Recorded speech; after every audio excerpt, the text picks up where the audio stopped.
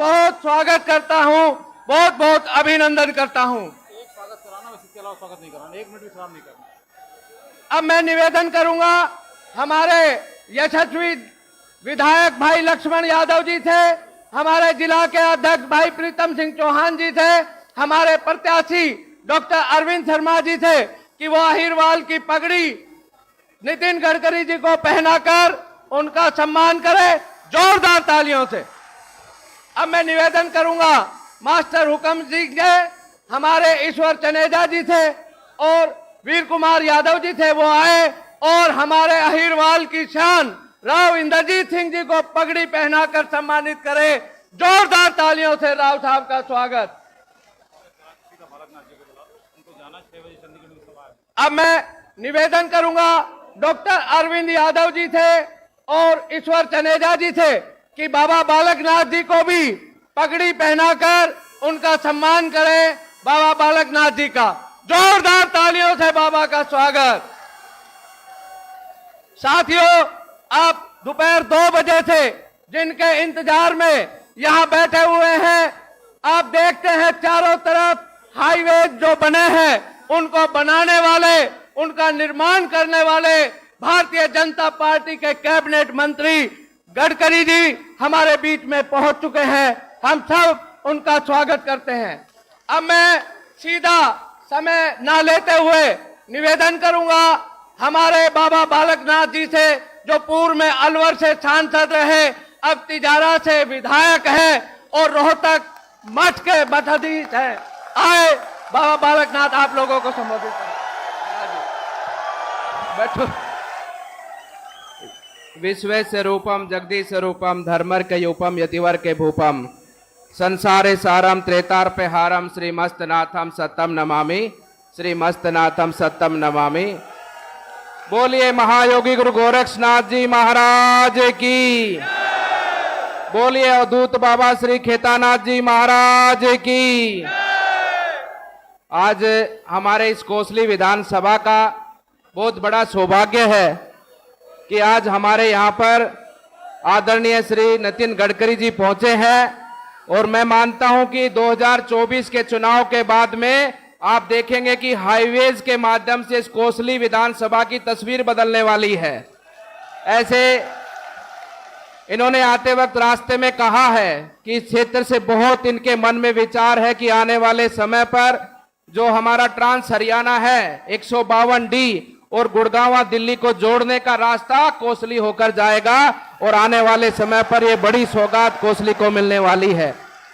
और विशेष रूप से आज हमारे डॉक्टर अरविंद शर्मा जी को आशीर्वाद देने पहुंचे हमारे अहिरवाल की शान हमारे राजा साहब श्री इंदर सिंह जी यहां पर पहुंचे हैं।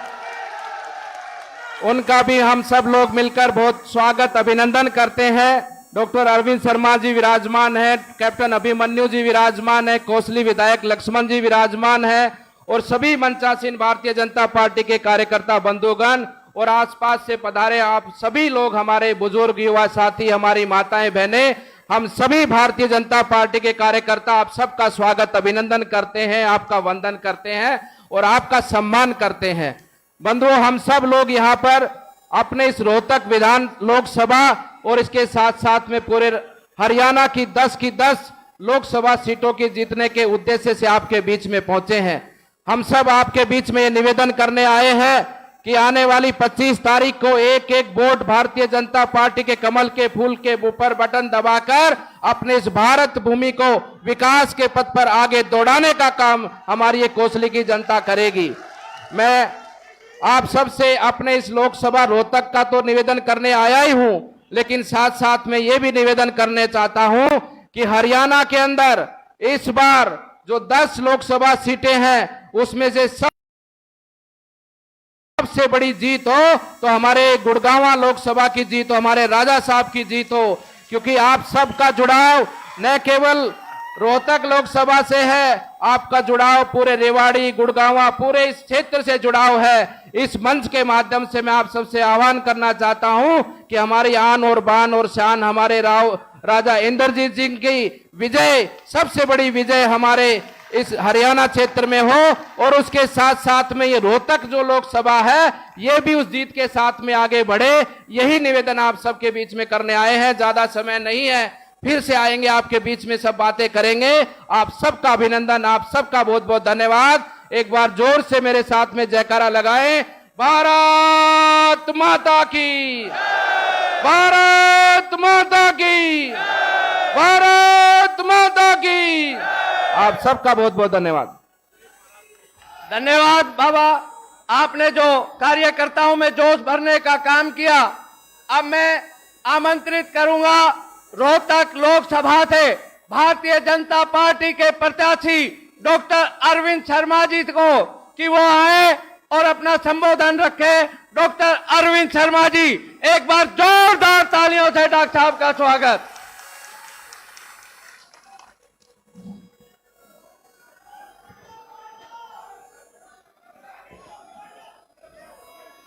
इधर हो जाओ भाई, इधर इधर हो जाओ। ये प्रेस वाले साइड में हो जाओ, प्रेस वाले साइड में हो जाओ या बैठ जाओ।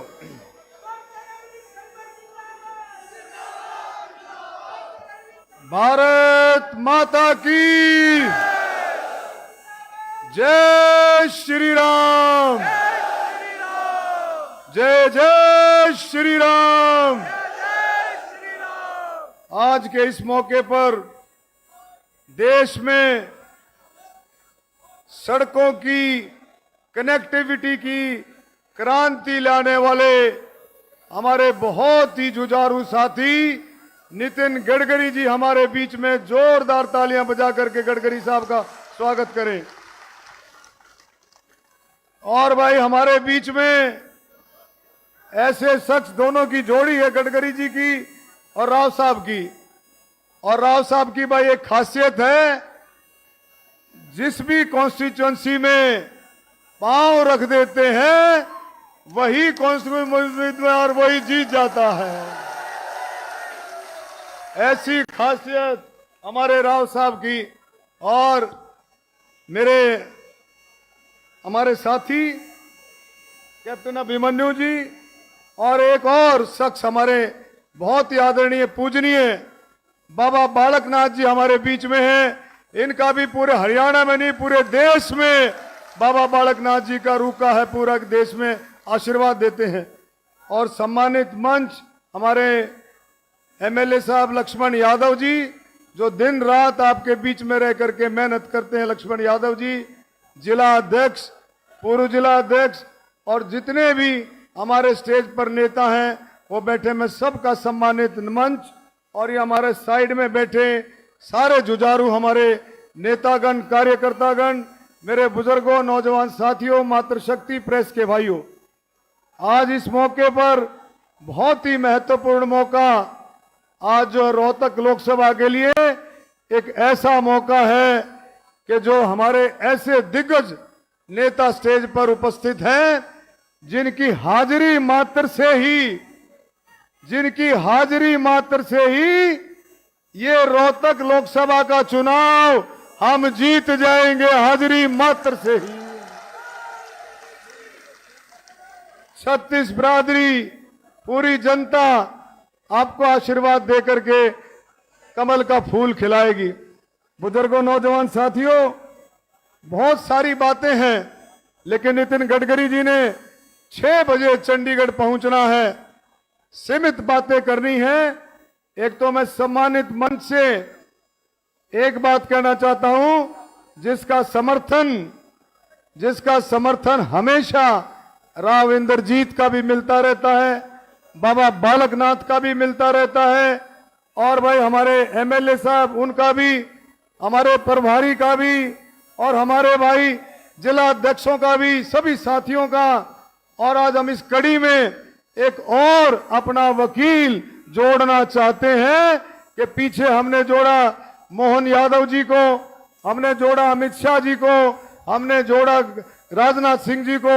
आज नितिन गडकरी जी के सामने एक मैं बात रख रहा हूं माननीय मंत्री जी, कि हमारी इस इलाके की नहीं बल्कि हरियाणा की, हमारे रेवाड़ी जिले की, कोसली इलाके की, रोहतक लोकसभा की सबसे जरूरी डिमांड है, क्योंकि ये इलाका ये इलाका स्वतंत्रता सेनानियों का, शहीदों का, बहादुरों का और भाई सबसे बड़ा देशभक्तों का इलाका है। इस इलाके की मांग है कि अहीरवाल अहीर रेंजमेंट की सबसे बड़ी मांग है इस इलाके की। तो मैं गडकरी जी को भी कहूंगा कि हमारा वकील बन करके माननीय प्रधानमंत्री जी के सामने हम सब मिल करके इस बात को आने वाले समय में रखेंगे। और एक और बात, मैं जब भी जहां जाता हूं गांव में तो एक बात उभर करके आती है कि पिछली बार का जो परिसमन हुआ था, डिलिमिटेशन हुआ था, उसमें बहुत बार ऐसी बात आती है कि हमारे साथ कुछ गड़बड़ हो गई कोसली के साथ। तो भाई चिंता ना करो, आपका वकील, आपके वकील तो सारे ही बैठे हैं, राव साहब बैठे, बाबा बालकनाथ बैठे, लेकिन मैं ये कहता हूं कि बिल्कुल बेफिक्र रहो। अगर कुछ गड़बड़ हुई है, अगर आपको ऐसा लगता है कि परिसमन में गड़बड़ हुई है, तो आगे 26-27 में परिसमन होगा, उस गड़बड़ को मेट देंगे भाई। जो कोसली के साथ गड़बड़ हुई उस गड़बड़ को मेट देंगे। तो मैं सभी का आज इस मौके पर राव साहब का भाई मैं शुभकामनाएं और बधाई देता हूं कि राव साहब ने तो इलेक्शन टिकट से पहले ही जीत रखा। राव साहब तो भाई इतना काम अपने इलाके में करते हैं, पूरे लोग इनके लिए जी जान की बाजी लगाते हैं।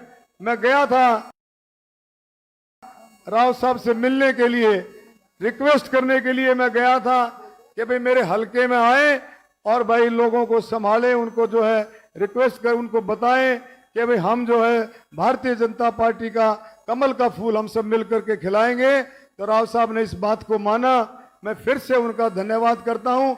और बाबा बालकनाथ भी दिन रात बाबा बालकनाथ ने भी रोहतक में, झज्जर में, जहां भी बाबा बालकनाथ जी को पार्टी ने कहा, वहीं बाबा बालकनाथ जी ने छोटे से छोटे गांव में जाकर भी कमल के फूल का, मोदी जी का प्रचार किया है। बाबा बालकनाथ ने जहां भी हुआ। तो मैं ये भाई इलेक्शन लोकसभा का चुनाव है, विपक्ष वाले इसको किसी और तरीके से लेते हैं, ये इलेक्शन लोकसभा का है। और भाई लोकसभा के चुनाव के बाद प्रधानमंत्री चुनने का चुनाव है। और मेरे बुजुर्गों, साथियों, आप सबको पता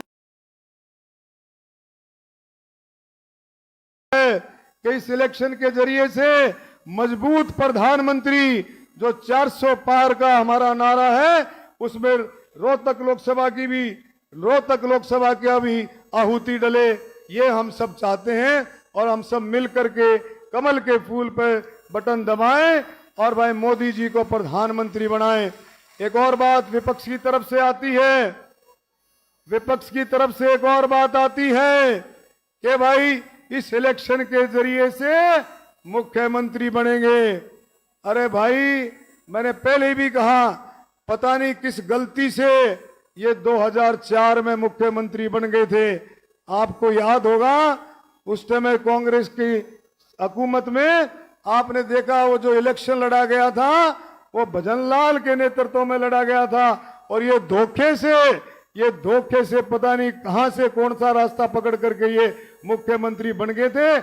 अब इनकी कोई गुंजाइश नहीं है। जितना भ्रष्टाचार, जितना परिवारवाद इन्होंने करना था, जितने घोटाले करने थे इन्होंने किए, अब कोई गुंजाइश नहीं है इनकी। अब भाई बिल्कुल भी मुख्यमंत्री की कुर्सी के पास भी नहीं फटकने दिया जाएगा। और पास फटकने भी दें कैसे?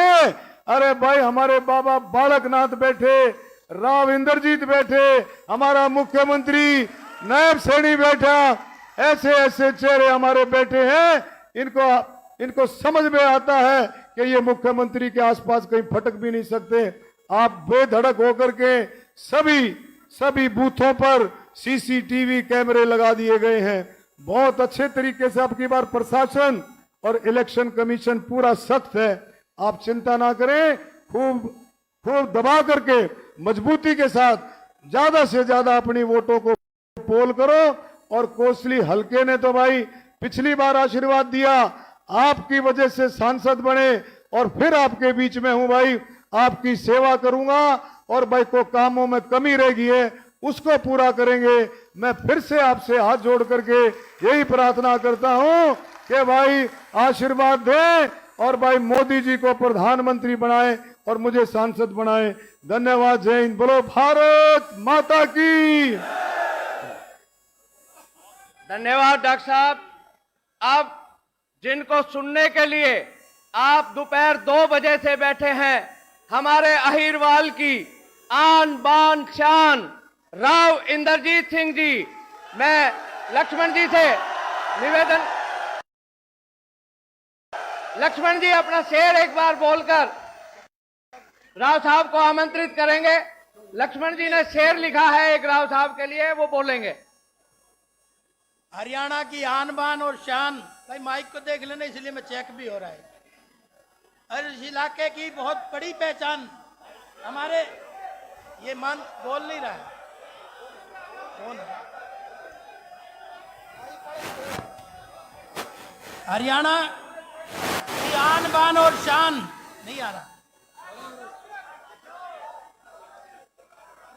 हमारे इस क्षेत्र के बहुत बड़े नेता, मैं इनके बारे में कई बार अपनी लाइन के माध्यम से ये बात पूरी कर रहा हूं, जो पीढ़ियों से चली आई, जो पीढ़ियों से चली आई।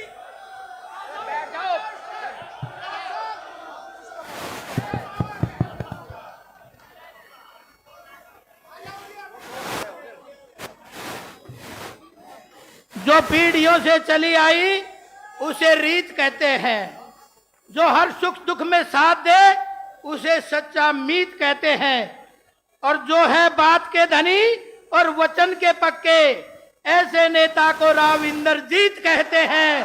अब मैं सीधा उनको आमंत्रित कर रहा हूं, आदरणीय राव इंद्रजीत सिंह जी।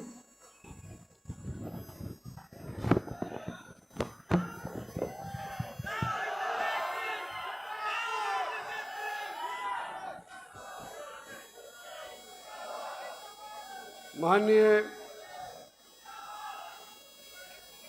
हमारे चीफ गेस्ट गडकरी साहब, माननीय हमारे प्रत्याशी अरविंद शर्मा जी, माननीय बालकनाथ जी, माननीय एमएलए साहब लक्ष्मण सिंह जी, मंचासीन पार्टी के सभी वरिष्ठ पदाधिकारीगण, सम्मानित मंच, यहाँ आए इलाके की सरदारी, बुजुर्गों, नौजवानों, माताओं, बहनों और दोस्तों, जिन्होंने भी आज का ये प्रोग्राम आयोजित किया है, सबसे पहले तो मैं उनको मुबारकबाद देना चाहता हूं कि ना केवल आपको आमंत्रित किया लेकिन इतनी भारी तादाद के अंदर आपकी उपस्थिति यहां पर सुनिश्चित करी। साथियों, मैं गुड़गांव से इलेक्शन लड़ रहा हूं और कोई कैंडिडेट अपना हलका छोड़ के नहीं आना चाहता, लेकिन कुछ पार्टी की वजह से और कुछ गडकरी जी की वजह से, जिनके प्रति मेरा बड़ा खासा प्रेम है, मैं आज आपके बीच के अंदर भारतीय जनता पार्टी के लिए सहयोग और समर्थन मांगने के लिए आया हूं। नितिन गडकरी 10 साल से भारतीय जनता पार्टी के मंत्री हैं। 10 साल से मैं भी भारतीय जनता पार्टी का मोदी सरकार के अंदर मंत्री हूं,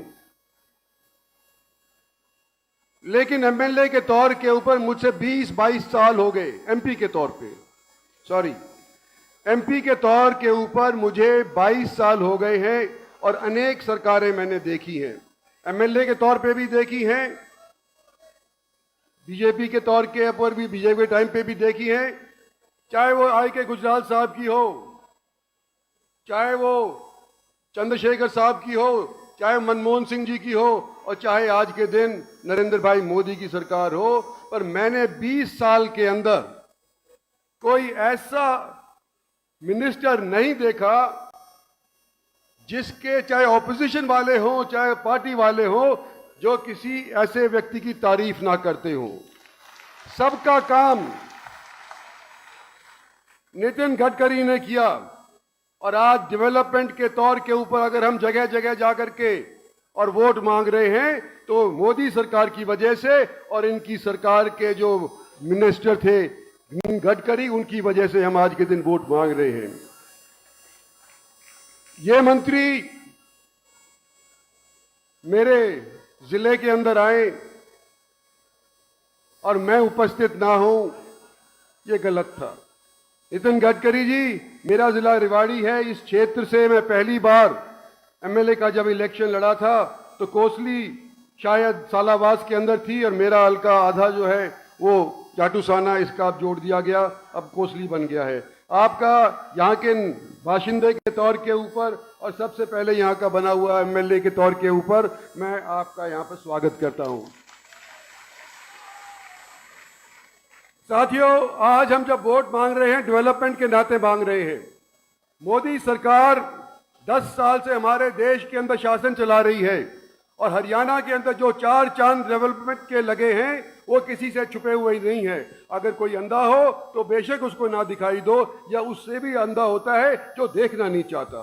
152D का यहाँ से जिक्र हुआ, 9,000 करोड़ रुपए का अंबाला से लेकर के नांगल चौधरी तक जो ये हाईवे बनाया है, किसने बनाया है? मोदी सरकार ने बनाया है और इनके महकमे ने, नितिन गडकरी के महकमे ने बनाया है।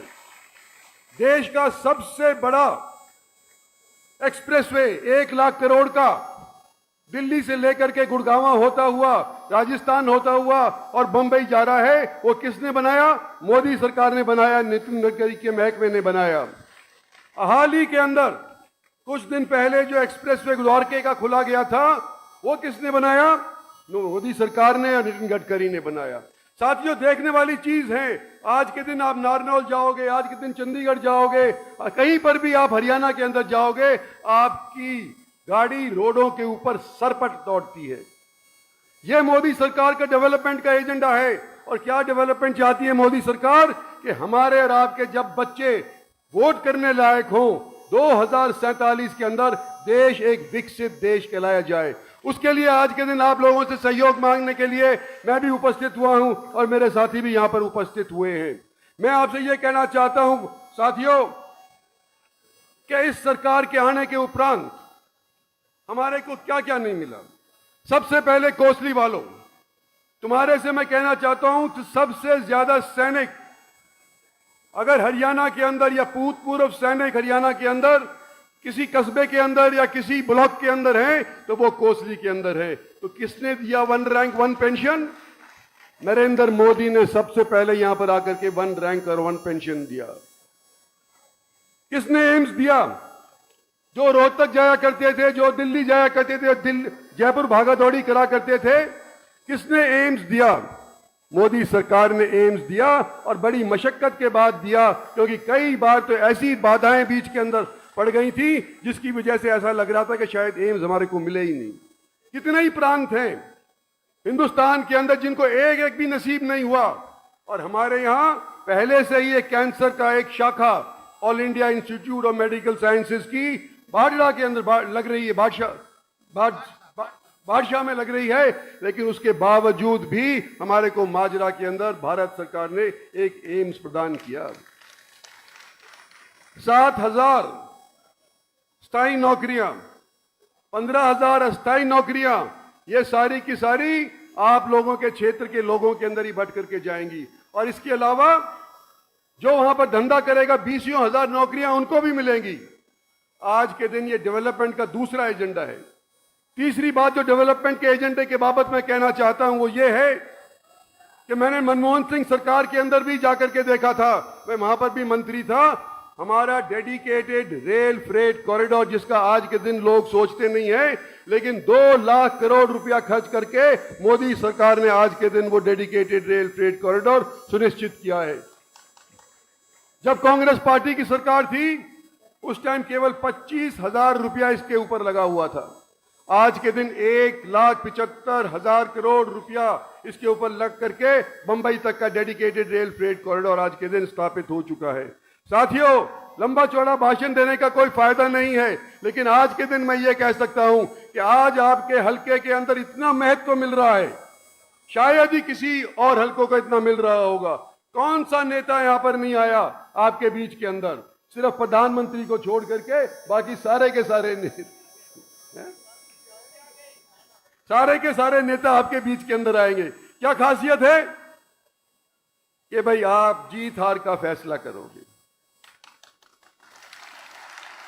मैं आपके बीच के अंदर आपके यही कहना चाहता हूं कि अगर आप डेवलपमेंट चाहते हैं, अगर आने वाले समय के अंदर आप ये चाहते हैं कि 2047 के अंदर हमारा देश विकसित हो, तो मोदी सरकार को दोबारा से मौका देना चाहिए। और उसका जरिया एक ही है, कमल का फूल। और कमल का फूल किसके हाथ के अंदर है? अरविंद शर्मा के हाथ के अंदर है। इसका साथ दे। धन्यवाद और जय हिंद।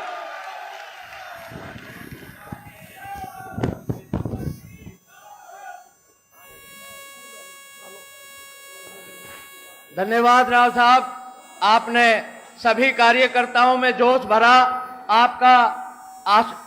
आपका विचार सुनकर सभी कार्यकर्ता आगे बढ़ने के लिए तैयार हैं।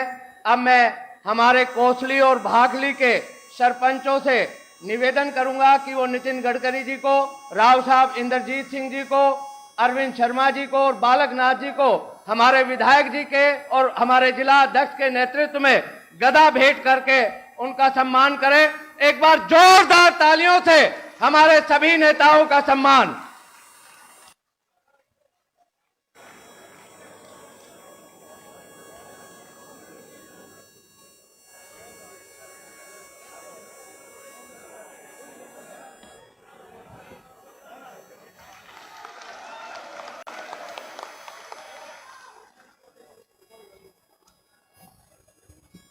अब मैं भाजपा के पूर्व राष्ट्रीय अध्यक्ष और केंद्रीय मंत्री तथा देश भर में सड़कों और पुलों और फ्लाईओवरों का जाल बिछाने वाले एक ऐसे राष्ट्रभक्त नेता जिनकी ईमानदारी, निष्पक्ष कार्यशैली तथा समर्पण की तारीफ समूचा आज विपक्ष भी करता है। इनको वीर भूमि का ये क्षेत्र आज अपने बीच पाकर स्वयं को गौरवान्वित कर रहा है, महसूस कर रहा है। आइए इनका वंदन और अभिनंदन करें। एक और मैं इस बीच में कहना चाहूंगा, पूरा जीवन जिन्होंने देश सेवा में खपाया है, पूरा जीवन जिन्होंने देश सेवा में खपाया है, हर जिम्मेवारी को जिन्होंने पूरे मन से निभाया है, हरियाणा की वीर भूमि आज अभिभूत है। क्योंकि दूरदृष्टा एक देश भगत आज बाबा मुक्तेश्वरपुरी और बाबा झोड़ वाले शिव मंदिर के आंगन में आया है। मैं आपका पुनः स्वागत करता हूं, अभिनंदन करता हूं।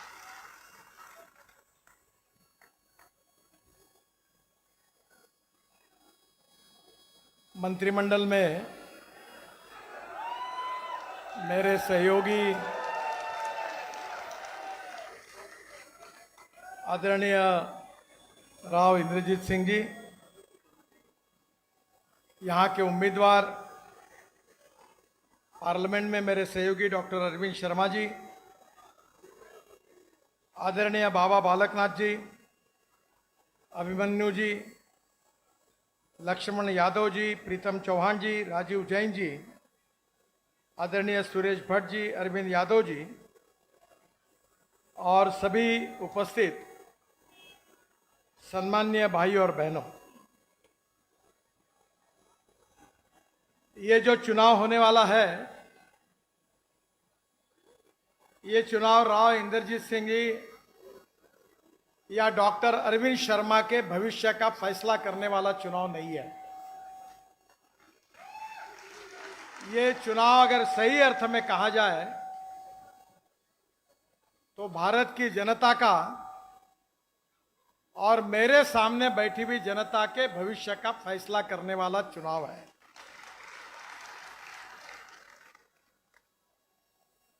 देश के विकास के लिए दो चीजें आवश्यक है। एक तो सही ईमानदार नेता चाहिए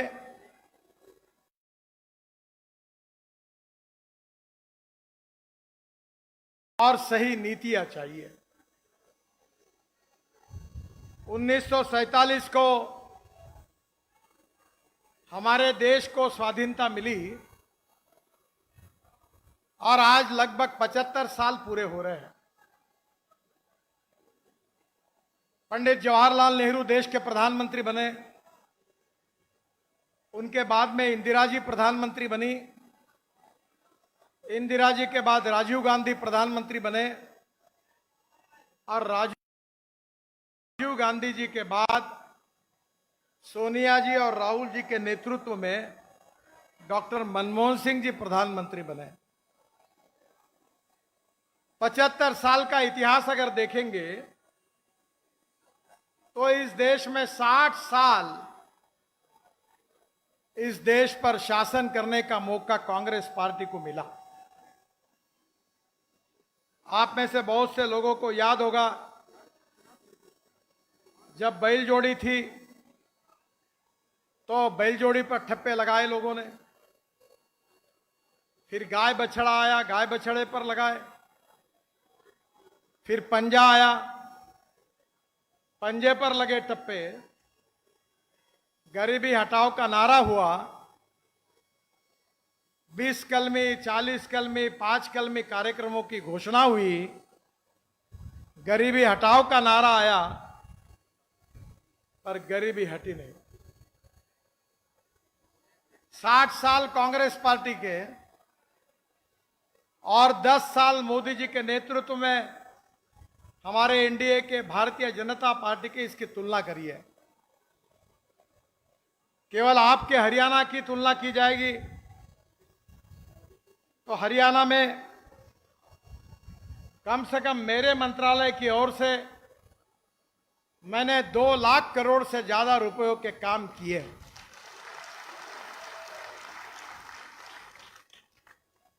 वैसे ये जो सब काम हुए हैं,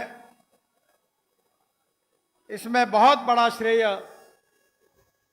हमारे राव इंद्रजीत जी का है, क्योंकि मैं जब मंत्री बना तो ये दिल्ली जयपुर का हाईवे एक सिरदर्द बना हुआ था और उस समय लगातार समस्याओं को सुलझाकर निर्णय करते हुए हमने समस्याओं को सुलझाकर दिखाया। डॉक्टर अरविंद शर्मा जी ने इस क्षेत्र की अनेक समस्याएं बार बार मेरे सामने रखी और इन दोनों के सुझाव पर यहां काफी बड़े प्रमाण पर काम हुआ है। गुरुग्राम से पटौड़ी रेवाड़ी तक मार्ग जो है 1600 करोड़ का 4 लेन 43 किलोमीटर, यह दिसंबर 2024 तक पूरा हो जाएगा। गुरुग्राम और रेवाड़ी आने जाने का समय 45 मिनट कम होगा।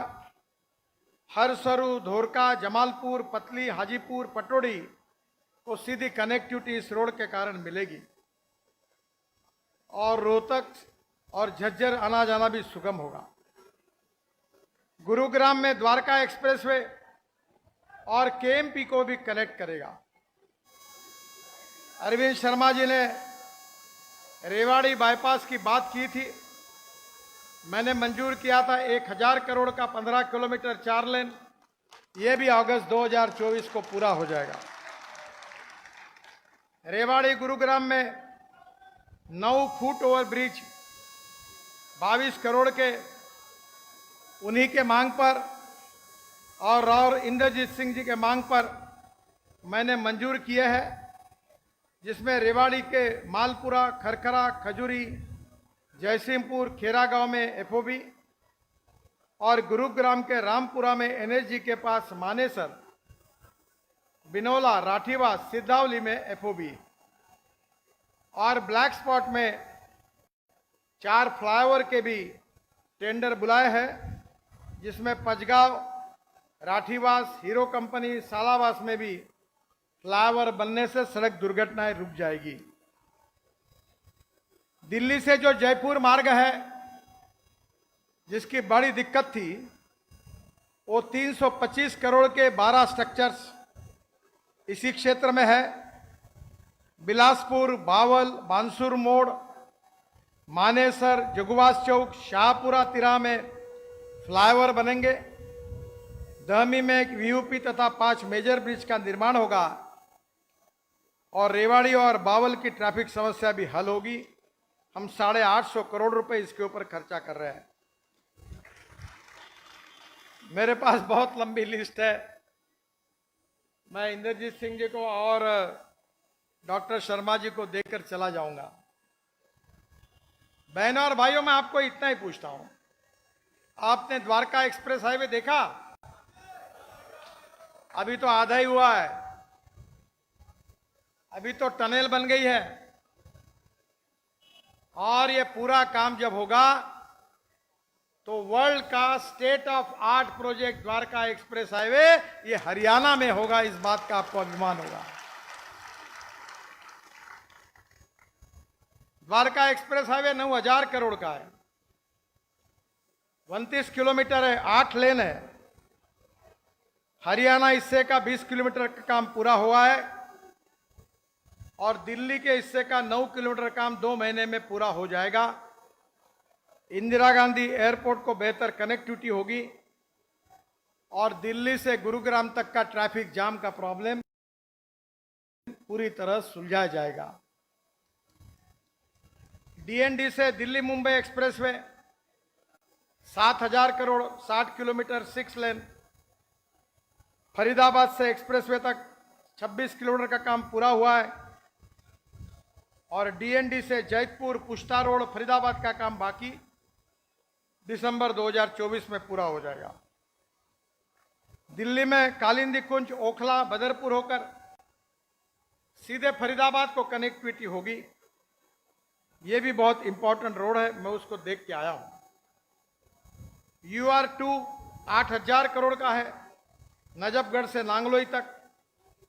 बहादुरगढ़ बाईपास तथा बकोली गांव में मुकरबा चौक से सिंधु बॉर्डर होकर इंदिरा गांधी एयरपोर्ट तक की सफर 2 घंटे लगते थे, अब ये सफर केवल 20 मिनट में हो जाएगी। आपके सुविधा के लिए नया एयरपोर्ट जेवर में बन रहा है। हम 3,000 करोड़ का 32 किलोमीटर 6 लेन हाईवे बना रहे हैं, ग्रीन। फरीदाबाद से द्वारका एक्सप्रेसवे होकर इंदिरा गांधी एयरपोर्ट तक कनेक्टिविटी।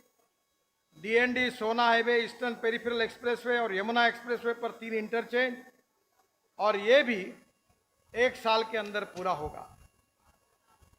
आपको सबको खुशी होगी कि अंबाला कोटपुतली कॉरिडोर 12,000 करोड़ का 313 किलोमीटर 6 लेन पूरा हुआ है, जो हरियाणा के उद्योग विकास के लिए बहुत बड़ा कंट्रीब्यूशन दे रहा है। अंबाला से कोटपुतली के बीच 50 किलोमीटर दूरी कम हुई और यह कॉरिडोर रोहतक, चरखी दादरी, महेंद्रगढ़ और नारनौल से गुजर रहा है। ईस्टर्न पेरिफेरल एक्सप्रेस हाईवे झगड़ा चल रहा था जब मैं मंत्री बना, सुप्रीम कोर्ट में केस थी। भूरेलाल जी कमेटी सुप्रीम कोर्ट ने अपॉइंट की थी। हरियाणा, दिल्ली, उत्तर प्रदेश सरकार पैसे देने के लिए तैयार नहीं थी। मैंने कहा मत दीजिए पैसे, हम करेंगे। हमने ये 12,000 करोड़ का दिल्ली पेरिफेरल रोड पूरा किया। पलवल से बागपत होकर कुंडली तक यमुना एक्सप्रेस और दिल्ली देहरादून एक्सप्रेस से ये जुड़ेगा। मेरे पास Delhi Mumbai express highway 1,00,000 crore, Delhi Katra expressway 40,000 crore, Dwarka expressway 9,000 crore, Ambala Shamli expressway 4,000 crore, Ambala Chandigarh expressway 1,700 crore. ये बड़े प्रमाण पर ये सब काम हरियाणा में हमने किए और कुछ काम चल रहे हैं। ये सब किसके कारण हुआ? क्या इसका श्रेय मुझे है? मोदी जी को है? राव इंद्रजीत सिंह जी को है?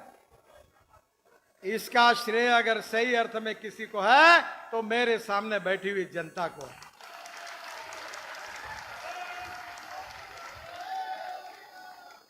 आप अगर डॉक्टर शर्मा जी को, इंद्रजीत जी को चुन कर नहीं देते, मोदी जी प्रधानमंत्री नहीं बनते और मुझे मंत्री बनने का मौका नहीं मिलता, तो ये काम कहां से होता? ये आपके कारण हुआ है। मैं ऐसा एक मंत्री हूं जो ललकार से बोलता हूं कि मेरे पास पैसे की कोई कमी नहीं है।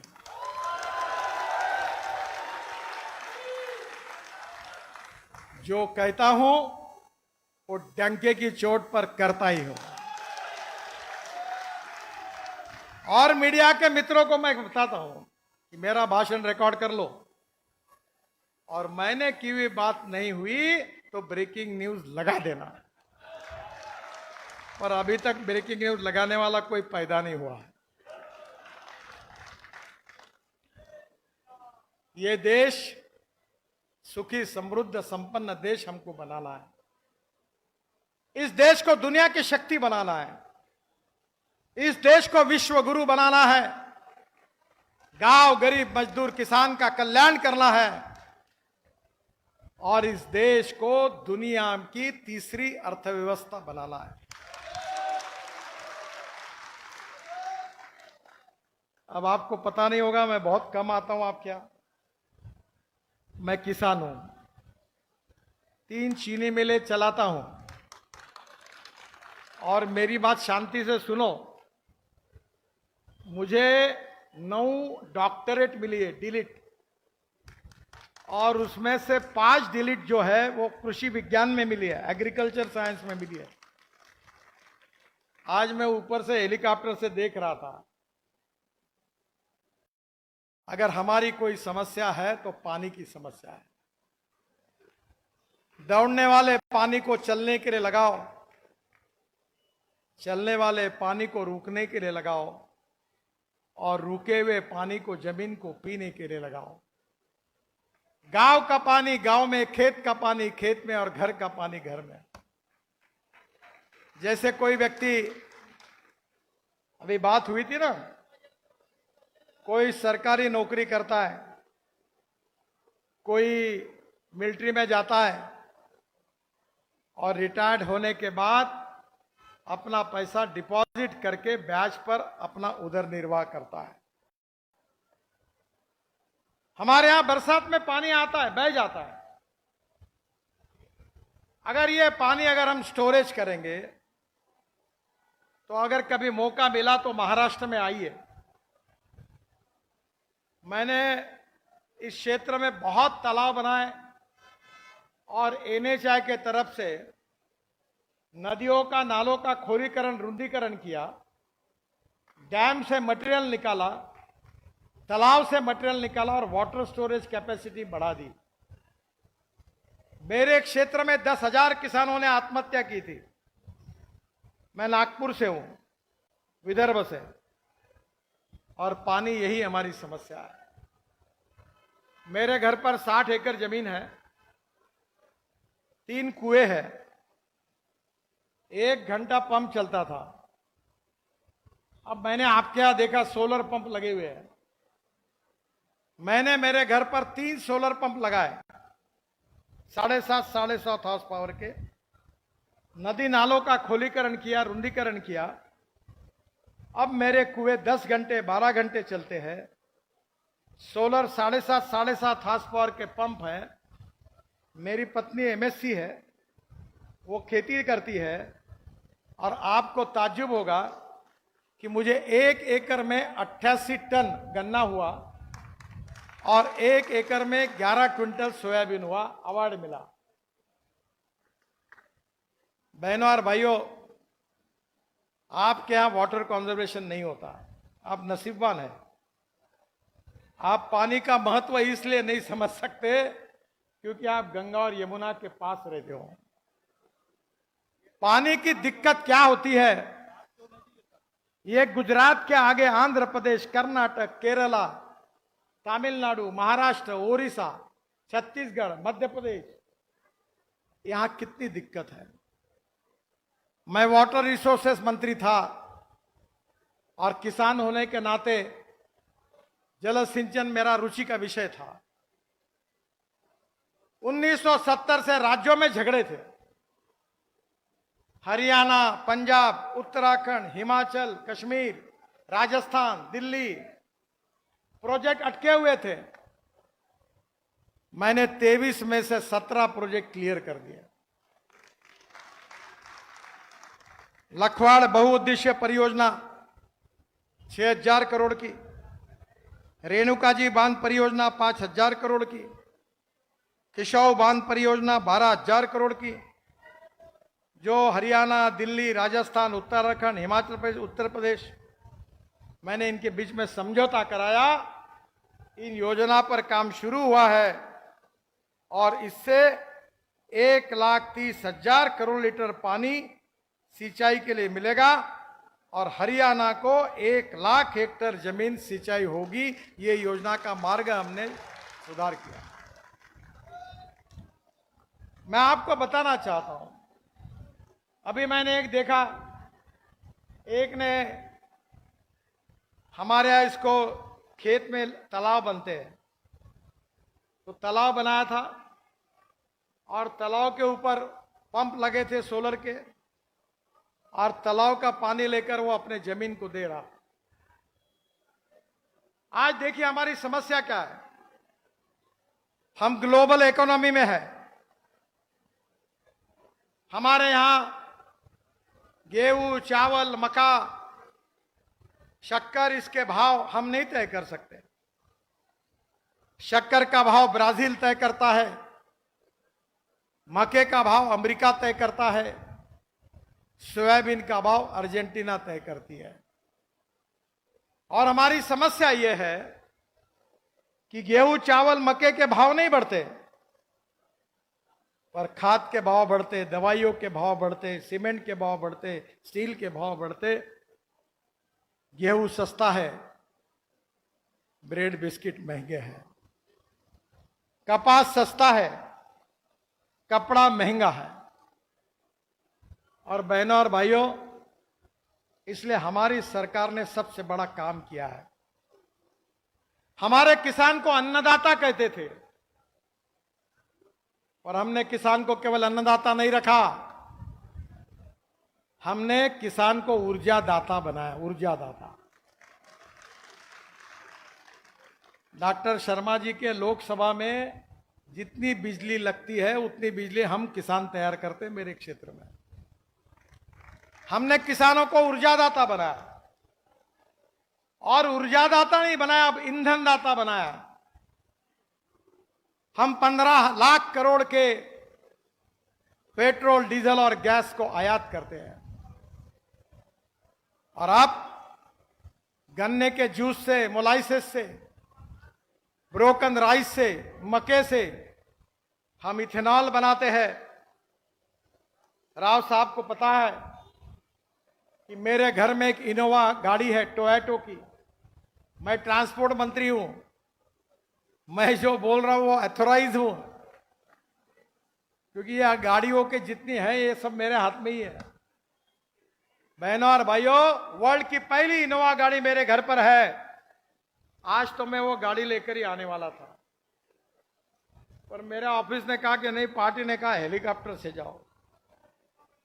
वो गाड़ी किसानों ने तैयार किए हुए ब्रोकन राइस से, शुगर केन जूस से, मक्के से जो इथेनॉल बनता है, उस इथेनॉल पर 100% चलती है और उसमें 60% बिजली तैयार करती है।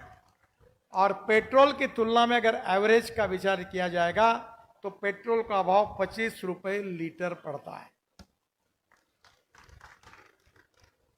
अभी मारुति सुजुकी भी अपनी गाड़ी आप फ्लेक्स इंजन पे बना रही है। Bajaj, TVS, hero, TVS, Honda scooter, auto rickshaw बना रही है। इस देश में electric car, electric scooter, electric bus मैंने ही लाई है।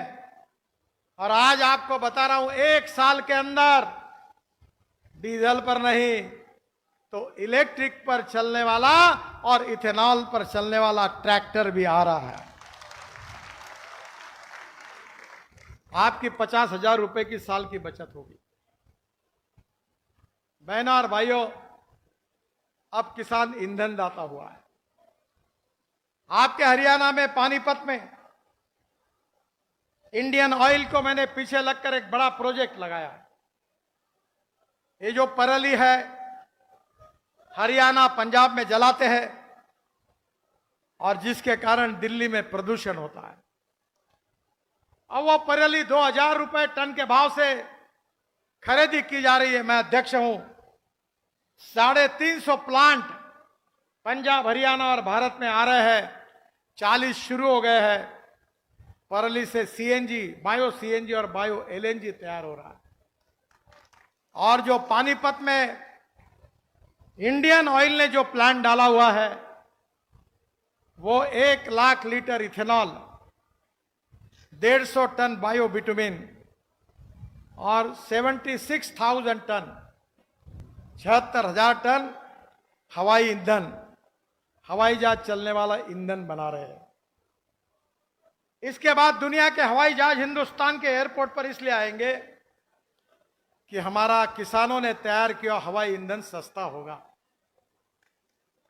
मैंने खुद स्पाइस जेट का हवाई जहाज किसानों ने तैयार किए हुए हवाई ईंधन पर देहरादून से दिल्ली लाने में हम कामयाब हुए। एयर एशिया का हवाई जहाज चला तो किसान केवल अन्नदाता नहीं, किसान केवल ऊर्जादाता नहीं, किसान ईंधन दाता बना। अब किसान हवाई ईंधन दाता बन रहा है और बिटुमिन दाता बन रहा है। यह हमारे सरकार ने किया है। बहनों और भाइयों, गांवों का विकास करना है, देश का विकास करना है, गरीबी, भूखमरी, बेरोजगारी को हटाना है और गांवों को समृद्ध और संपन्न बनाना है।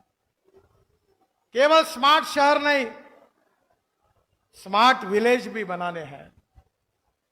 इस देश में जो 60 साल में कांग्रेस पार्टी नहीं कर सकी, वो मोदी जी के नेतृत्व में भारतीय जनता पार्टी ने 10 साल में करके दिखाया। और इसलिए मैं आपसे अनुरोध करने के लिए आया हूं कि आपके क्षेत्र के विकास के लिए आदरणीय डॉक्टर शर्मा जी ने आपके विकास कामों के लिए लगातार मेरा पीछा किया और ये काम करके दिखाए। राव इंद्रजीत सिंह ने हमारे दिल्ली, जयपुर से 10 साल से सब काम बार बार मेरे पास कम से कम 25 बार, 30 बार वो आए होंगे। और राव साहब बताएंगे कि मैंने उनको 1,000, 2,000, 5,000, 10,000 करोड़ ऐसे दिए। कभी मैंने नहीं कहा। मैं मजाक में कहता हूं कि जैसे द्रौपदी की थाली थी वैसे एक थाली मेरे पास है। आप मुझे ज्यादा जानते नहीं हो। मैं 95 में मुंबई में मंत्री था।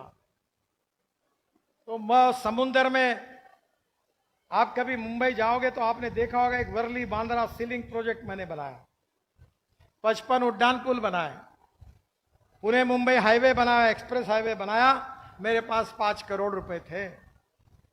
पैसा खड़ा किया और हाईवे बनाए, पैसा चुका दिया। अभी मेरे इनविट मॉडल में मुंबई स्टॉक एक्सचेंज में मैं गया था। हमें पैसा खड़ा करना था, 7 दिन का टाइम था। 7 घंटे में 7 टाइम्स ओवर सब्सक्राइब हो गया, पैसे की बारिश आई। इस देश में पैसे की कमी नहीं है। इस देश में ईमानदारी से देश के लिए काम करने वाले नेताओं की कमी है। मैं 10 साल में 50 लाख करोड़ के काम कर चुका हूं। कोई माई का लाल कह नहीं सकता, कोई कॉन्ट्रैक्टर कभी मेरे पास अपने कॉन्ट्रैक्ट को क्लियर करने के लिए मेरे घर पे आने की किसी को जरूरत नहीं पड़ी। 1 रुपए का करप्शन नहीं हुआ, क्योंकि हमने ईमानदारी से काम किया। हमारी इतिहास, हमारी संस्कृति, हमारी विरासत हमारी प्रेरणा है। हमारी मातृभूमि, हमारी मदरलैंड, हमारा देश हम सर्वोपरि है। हम 2-4 रहे न रहे, तेरा वैभव अमर रहे मां, ये हमारा विचार है। हम देश के लिए काम करते हैं। गांव गरीब मजदूर किसान के लिए काम करते हैं। और मैं तो 75 में इमरजेंसी नहीं आती तो राजनीति में नहीं आता। जयप्रकाश जी के आह्वान पर राजनीति में आया। स्टूडेंट लीडर था। जॉर्ज फर्नांडिस और अटल बिहारी वाजपेयी जी का मुझे यंग एज में बहुत प्रेम मिला। आपके यहां की सबसे लोकप्रिय योजना है गांव को जोड़ने वाली प्रधानमंत्री ग्राम सड़क योजना, यह भी बनाने का सौभाग्य मुझे मिला। वाजपेयी जी ने मेरे पर काम सौंपा था, मैंने वो योजना बनाई और मैं विश्वास से आपको बताना चाहता हूं, जो जो कहा हमने वो किया है। हम देश की गरीबी को दूर करना चाहते हैं, युवाओं को रोजगार देना चाहते हैं। आपके यहां बहुत सी बातें होती है, मैं तो कोई जानता नहीं इस बात को। मैं भी पार्लियामेंट के लिए खड़ा होता हूं, जहां अभी तक अनेक बार कांग्रेस से जीती, वहीं मैं जानबूझकर खड़ा होने के लिए गया। अडवाणी जी, सुषमा जी, बहुत नेताओं ने मुझे कहा तुम चुनाव हार जाओगे, वहां क्यों जा रहे हो? मैंने बोला यहीं से लड़ूंगा। तो वैसे भी मैं जाट तो नहीं हूं, पर स्वभाव से जाट हूं। तो मैंने हमारे लोगों को कहा कि जो करेगा जात की बात उसको कस के पड़ेगी लात। याद रखना, आदमी उसकी जात से बड़ा नहीं होता, उसके गुणों से बड़ा होता है। जात, पंथ, धर्म, भाषा से व्यक्ति बड़ा नहीं होता, उसके कार्य, कर्तृत्व और गुणों से बड़ा होता है। इस समाज का जातिवाद, सांप्रदायिकता को हटाकर मानवता के आधार पर टेक्नोलॉजी, ज्ञान, विज्ञान, तंत्र विज्ञान, इनोवेशन, रिसर्च, इसका उपयोग करके हमें देश को दुनिया की महाशक्ति बनानी है। यही हमारा सपना है और यही हमारा कार्यक्रम है। 10 साल में बहुत कुछ हुआ है, और जो हुआ वो तो केवल ट्रेलर है, ट्रेलर। असली फिल्म शुरू होना बाकी है। एक बार आप डॉक्टर शर्मा जी को, मेरे मित्र आदरणीय इंद्रजीत जी को एक बार जो अच्छे बहुमतों से विजयी बनाइए, फिर देखिए कि मोदी जी का भी इंजन है, मेरा भी इंजन है, ये बुलेट ट्रेन ऐसी दौड़ेगी कि पता नहीं चलेगा।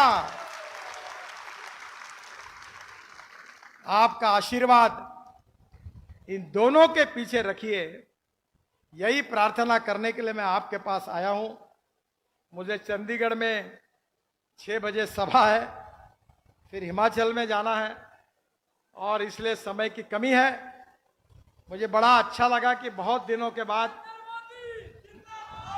मैं केवल कागज पर नाम सुनता था, पर आज प्रत्यक्ष रूप से आपका दर्शन करने का सौभाग्य मुझे मिला।